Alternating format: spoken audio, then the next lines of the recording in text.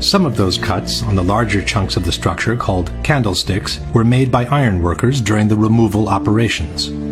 But cut columns were noticed on the very evening of September 11, far before the removal operations had started. You know, this is the first day in the pile. You know, actually, it was on the 11th. It was 8 o'clock at night, and we had a hunt for iron workers.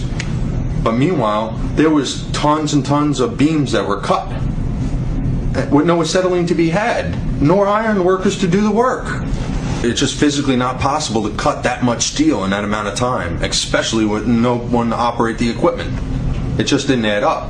When asked about the presence of columns cut at a 45-degree angle, Danilo Coppe, Italy's foremost expert in controlled demolitions, stated, "I'll confess, this is extremely curious from a technical point of view, as this is a very similar result to the one obtained with cutting charges."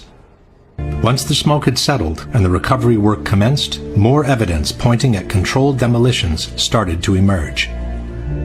One example are the supporting columns cut at a 45-degree angle that were noticed sticking out of the ground.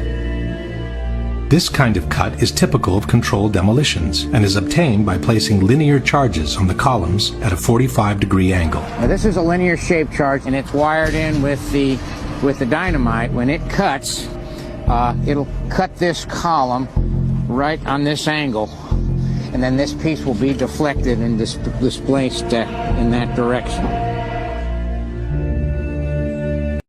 Another kind of cut commonly used in controlled demolitions is the so-called V-cut. This little V here, it gives it a place to slide off.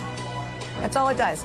And by putting them on at this diagonal, we're trying to fill this structure in this direction. A large V-cut is visible on this chunk of structure from Building 7.